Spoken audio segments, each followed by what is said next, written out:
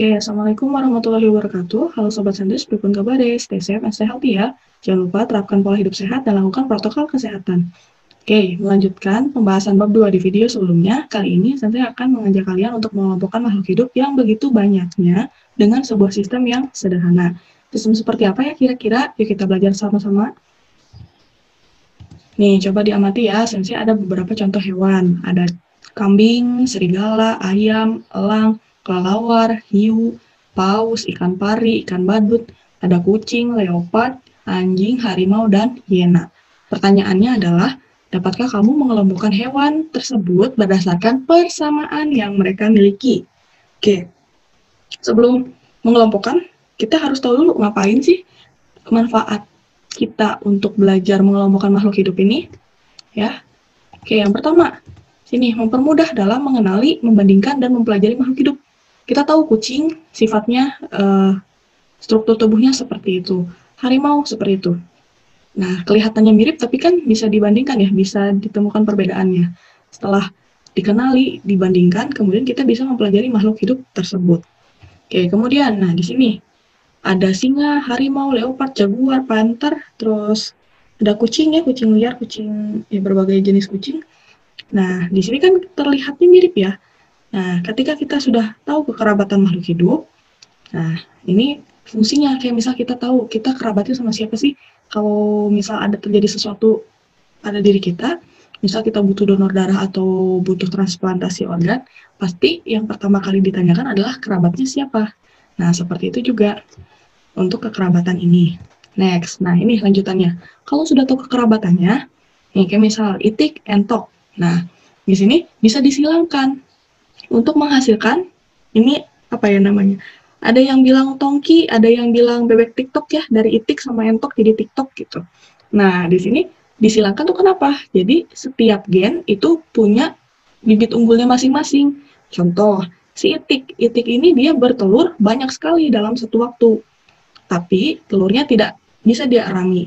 Nah, si entok, dia ini telurnya sedikit, tapi dia itu mengerami telurnya. Nah, di sini, kenapa disilangkan bebek TikTok? Biar banyak bebek pedagingnya. Kan kalau misalnya tidak diarami, berarti tidak bisa jadi bebek lagi gitu istilahnya. Jadi yang dipakai telurnya saja. Sementara kita mau makan dagingnya. Nah, ini untuk apa ya namanya? Mempermudah dalam penyediaan bebek pedaging, maka disilangkan saja si itik sama si entok ini. Jadinya TikTok seperti itu. Jadi ketika kita sudah tahu kekerabatannya, kita bisa menyediakan gen yang menguntungkan untuk bibit unggul. Nah, di sini dipakai untuk pembiakan tanaman atau rekayasa genetika. Ya, seperti itu. Oke, yang ketiga, ketika kita sudah tahu, sudah mengenali makhluk hidup itu, kita bisa menginvestigasi. Misal nih, ada berita, Balai Konservasi pastikan jenis paus yang mati di hutan mangrove. Nah, dia ini pasti harus belajar dulu, harus tahu dulu jenis paus itu apa saja, ciri-cirinya apa saja. Baru dia bisa mengidentifikasi kira-kira paus yang terdampar ini apakah paus yang dilindungi ataukah paus lokal biasa seperti itu. Oke, selanjutnya di sini. Nah, yang lagi rame coronavirus katanya dari Cina. Nah, di sini kita bisa tahu melacak sumber terornya. Nah, apakah benar si coronavirus ini dari Cina?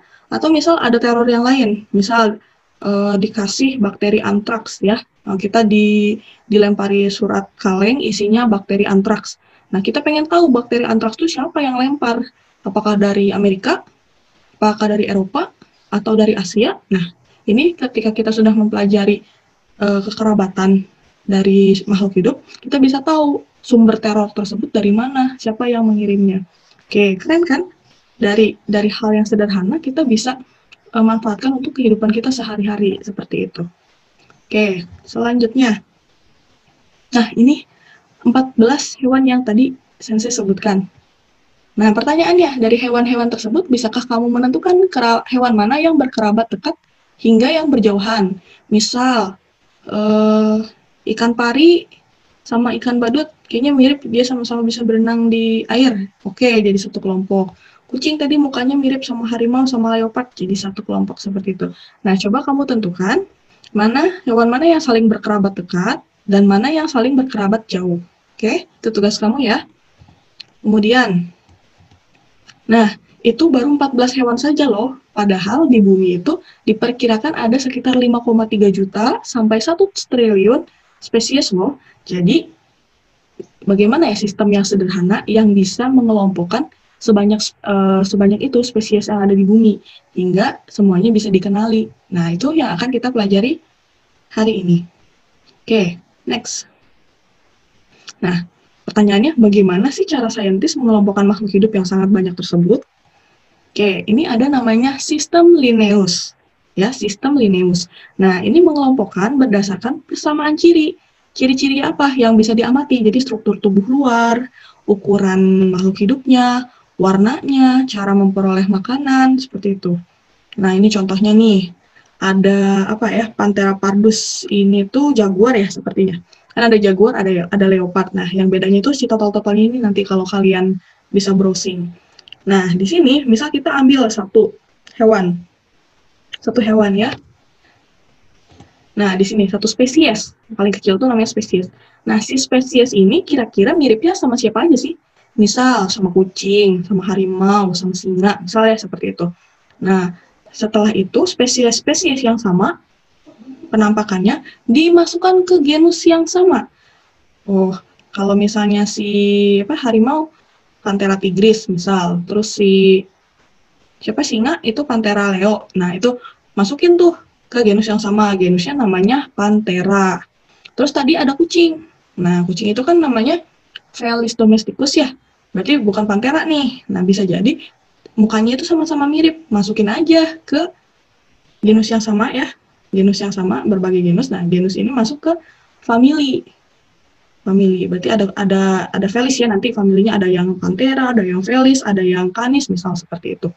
Nah, famili yang bersamaan yang mirip-mirip ini nanti dimasukkan ke satu ordo. Ordonya apa di sini? Ada karnivora. Ya, karnivora. Oh, sama-sama makan daging gitu. Si kucing, si Felis, terus tadi si Canis itu yang peranjingan ya. Terus si yang Panthera ini, nah sama-sama masuk ke karnivora. Oke, dari karnivora nanti kan ada, kalian tahu ya, ada herbivora, ada kemudian omnivora. Nah, itu yang sama karakteristiknya masukin lagi nih ke kelas yang sama, mamalia. Oh, misal si karnivora, herbivora sama omnivora ini dia sama-sama menyusui. Ya udah, masukin aja ke kelas mamalia. Oke. Dari mamalia. Nah, ini kan mamalia baru satu kelas kan, masih ada kelas yang lain. Misal ada reptil, Pisces kayak gitu. Itu sama-sama punya tulang belakang. Ya udah dimasukkan ke filum yang sama, filum Chordata ya atau Chordata. Nah, seperti itu. Kemudian nanti di sini filmnya kan banyak, bukan cuma Chordata aja, ada yang lain. Misal ada Mollusca, ada Echinodermata ya. Nah, di sini karena dia sama-sama hewan, jadi masukkan ke kingdom. Kingdom ini kingdom Animalia. Nah, dari kingdom ini ada macam-macam kan, ada Animalia, ada Plantae, ada fungi dan lain sebagainya. Itu nanti dimasukkan ke dalam satu domain yang sama, eukariot, karena dia punya sel yang banyak. Ya, seperti itu. Nah, seperti itu ya selanjutnya. Ini contohnya. Nah, di sini ada Panthera pardus atau leopard ya. Oh, yang ini berarti leopard tadi. Kemudian, nah di sini genusnya Panthera, familinya Felidae. Nah, sementara di sini ada Mepitis atau ini sigung ya, bahasa kitanya yang mengeluarkan bau itu. Ada Lutra. Kemudian di sini ada Canis familiaris. Nah, ini anjing peliharaan. Ada Canis lupus. Canis lupus itu serigala. Nah, keduanya ini kan masuk ke genus Canis ya, sementara Panthera ke Panthera. Nah, Mepitis sama Lutra seperti ini. Nah, si Mepitis sama Lutra ini tergabung dalam kelompok yang sama. Mirip ternyata, masuk ke Mustelidae. Si Canis masuk ke Canidae, gitu ya, seperti itu. Familinya si Panthera Felidae. Nah, ketiga famili ini punya karakteristik yang sama, yaitu pemakan daging. Jadilah dimasukkan ke karnivora ya, seperti itu. Oke, next. Sistem takson. Nah, tadi kita belajar dari bawah ya, dari spesies. Nah, sekarang dibalik. Sistem taksonnya dimulai dari kingdom. Jadi, semua makhluk hidup ya, itu dimasukkan ke kingdom. Nanti ada yang sistem 5 kingdom, 6 kingdom, 2 kingdom, seperti itu. Kemudian, nah di bawah kingdom ini nanti masuk ke filum untuk hewan dan divisio untuk tumbuhan.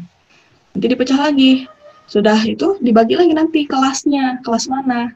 Nah, di kelas mamalia Oke, kemudian ordo. Ordonya tadi kebalik ya. Ordo ini berarti yang karnivoranya seperti itu.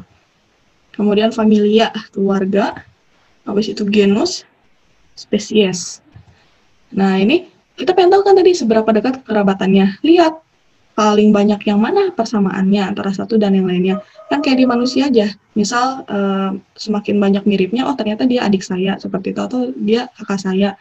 Atau, ih kok mirip ya sama dia? Oh ternyata sepupunya, seperti itu. Nah, kalau kita lihat semakin ke bawah, nah ini ya, dari kingdom ke spesies. Kalau semakin ke bawah, berarti semakin banyak kemiripannya. Tapi kalau semakin ke atas, dari bawah ke atas nih, sampai ke kingdom, berarti semakin banyak keberagamannya. Nah, cara ngapalinnya gimana, Bu Sensei? Nah, biasa ada jembatan keledai. Ya, ini ada 2 untuk hewan dan tumbuhan. Kalau tumbuhan itu pakai D, berarti kata Dedi, coba orang pikir gitu sih. Nah, kalau misalnya yang untuk hewan, kata Papa coba orang pikir gitu sih. Nah, seperti itu. Tahu K D of gas atau K P of gas itu boleh. Seperti itu. Next. Nah, bagaimana ilmuwan memberikan nama pada makhluk hidup agar tidak ambigu atau tertukar? Nah, selain tadi dikelompokkan, sudah dikelompokkan dikasih nama dong. Nah, di sini ada nih Linne. Namanya Carl von Linne. Atau kalau dilatinkan namanya Carolus Linnaeus. Oke. Nah, dia ini menciptakan binomial nomenklatur. Binomial, bi itu 2, nomial itu nama, nomenklatur itu tata nama. Oke, seperti ini contoh. Di sini ada Oryza sativa, lihat tulisannya. O-nya besar, S-nya kecil, cetak miring. Ini padi ya, nama ilmiahnya padi. Kemudian Mangifera indica, mangga, Mangifera indica. Ini ada garis bawah tapi terputus ya. Ada Felis tigris, ada Saccharomyces sp. Sp ini spesies. Kalau kita tidak tahu nama spesiesnya, boleh disingkat sp titik seperti ini. Oke. Jadi ada yang Saccharomyces cerevisiae, tapi kalau tidak tahu cerevisiae-nya, boleh ditulis sp titik. Jadi Saccharomyces spesies. Next. Nah, di sini kita lihat. Ini penulisannya miring ya. Oryza sativa miring, Felis tigris miring, Saccharomyces miring. Nah, selain miring bisa juga di garis bawah tapi terpisah. Mangifera, garis bawah, indica, garis bawah. Seperti itu. Next. Jadi kata pertama, kayak Oryza, Mangifera, Felis, Saccharomyces itu ditulis dengan huruf kapital karena merupakan genus, ya. Kemudian kata keduanya, di sini ada sativa, indica, tigris sama sp, ini adalah menunjukkan spesies. Jadi ditulisnya huruf kecil saja. Oke, next. Selain genus dan spesies, penulisan dengan huruf kapital biasa. Jadi kayak kingdom-nya tulis biasa saja. Kingdom pantai, kingdom animalia, seperti itu. Kemudian menggunakan bahasa Latin atau yang dilatinkan. Ya, ini semuanya bahasa Latin.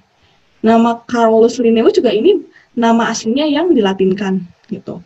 Contoh lainnya, bunga bangkai, Rafflesia arnoldi itu berdasarkan nama penemunya. Ada Raffles sama Arnold. Nah, jadi dilatinkan bahasanya Rafflesia arnoldi. Nah, itu seperti itu. Boleh kalau misalnya kamu menemukan spesies baru, dikasih nama dengan nama kamu, boleh itu. Jadi, diperbolehkan. Oke, next. Nah, kenapa sih harus repot-repot pakai bahasa Latin? Kenapa nggak pakai bahasa Inggris aja yang udah internasional sekalian gitu? Nah, pasti pertanyaannya seperti itu ya. Ini kalau dijawab biar tidak ambigu. Ambigunya gimana? Kalau misal pakai bahasa Inggris nih, ada ikan kan fish ya kita sebutnya. Ada ubur-ubur, bahasa Inggrisnya jellyfish. Ada bintang laut, starfish ya. Kelihatan bersaudara kalau pakai bahasa Inggris karena ada fish-fishnya di belakangnya. Tapi ternyata struktur dan bentuk tubuhnya itu jauh berbeda. Kalau fish mah masuknya nanti ke Pisces ya, ke apa itu? Ke kelas ya, kelas Pisces. Kalau si jellyfish nanti ke Solenterata atau hewan yang berongga. Kalau starfish nanti masuknya ke Echinodermata yang berduri seperti itu. Jadi kenapa harus pakai bahasa Latin? Biar seragam. Oh, yang dimaksud jellyfish tuh si ini bahasa Latinnya. Yang dimaksud ikan yang mana? Ikan kan ada banyak. Ikan hiu, ikan pari. Nah, harus jelas gitu. Kemudian misal yang gampang aja ya, di Jawa sama Sunda. Mun di Sunda mah cau, bahasa Sundana pisang.